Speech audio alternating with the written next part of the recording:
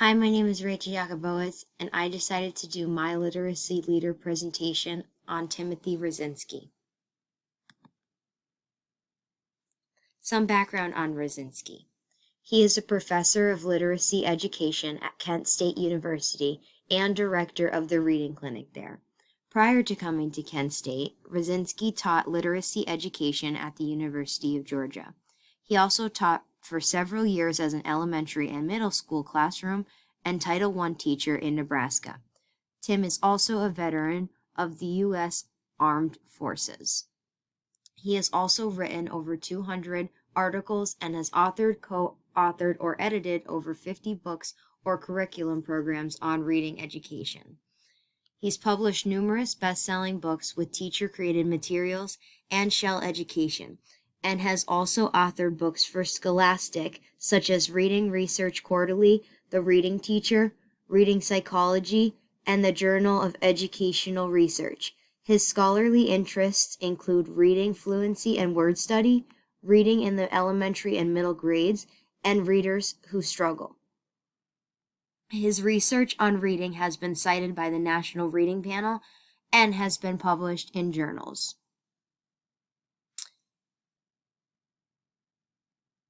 He is also the first author of the Fluency chapter for the Handbook of Reading Research, and also served a 3-year term on the board of directors of the International Reading Association, and was co-director of The Reading Teacher, which is the world's most widely read journal of literacy education.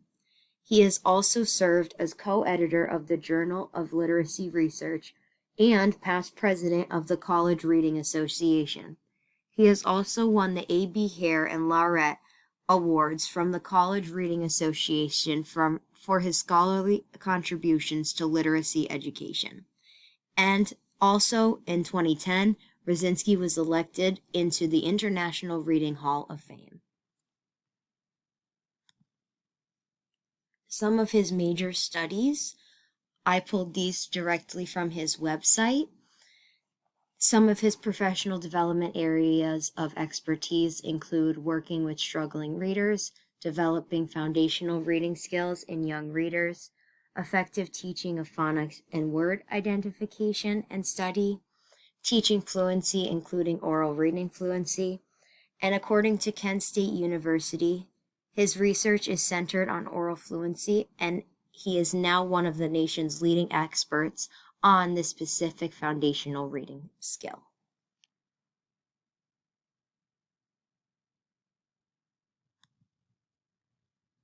Some of the components of effective fluency instruction that I also pulled from his website include accuracy in word recognition, model fluent expressive oral reading for the students, assisted or scaffold reading, focusing on the phrased reading, being sure to attention and focus on sensitive text difficulty or children that are sensitive to the text difficulty, and also creating synergistic instructional routines. Some of the assessments and methods that Rosinski included on his website are quantitative NAEP oral reading fluency scale, which is a scale to assess paired reading, and on Rosinski's website he also provides information on how to execute paired reading well and effectively, tape-assisted reading, and WCPM scoring.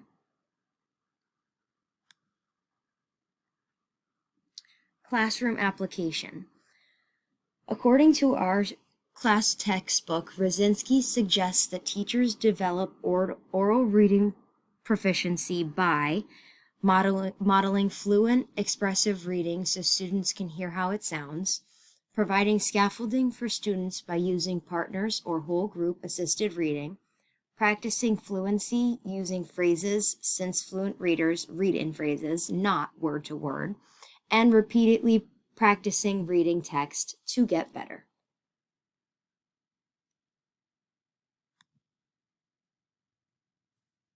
Some of his beliefs. The first sentence here comes from page 190 of our book. Since fluent readers do not have to spend time decoding words, they are able to spend time and energy on making sense of and comprehending a text. This specifically comes from Rosinski. He also states that when defining oral reading fluency, success in real-world reading is not measured by how fast a person can orally read a short text. Rather, reading success is more likely to be an outcome of how well a person can engage in meaningful, close, and silent reading of lengthy, complex, and challenging material for extended periods of time. Some of the Common Core standards that I got directly from our textbook includes 3 dimensions for fluency, which are accuracy in word decoding, automatic processing, and prosodic reading. Accuracy in word decoding means readers must be able to sound out words. This can be using phonics or other word decoding strategies. This is usually in text with few errors. Automatic processing is when the reader uses as little mental effort as possible when decoding text, which saves mental energy for comprehension. And prosodic reading is a linguistic concept that refers to features in oral language such as intonation, pitch, stress, pauses, and duration placed on specific syllables. These features signal some of the meanings conveyed in oral language. This is also coming from page 153 of our book. This is box 6.1, a viewpoint from Timothy Rosinski. And I have some quotes here and highlights of the box. Rosinski prefers the term word identification over the term phonics, and this is because it refers to all of the ways that readers can decode words. In recent years, the term word identification has been supplanted by phonics in many literacy-related educational circles. Phonics is using one's knowledge of the letters and letter combinations as the sounds they represent, and is one way to unlock pronunciation of a word.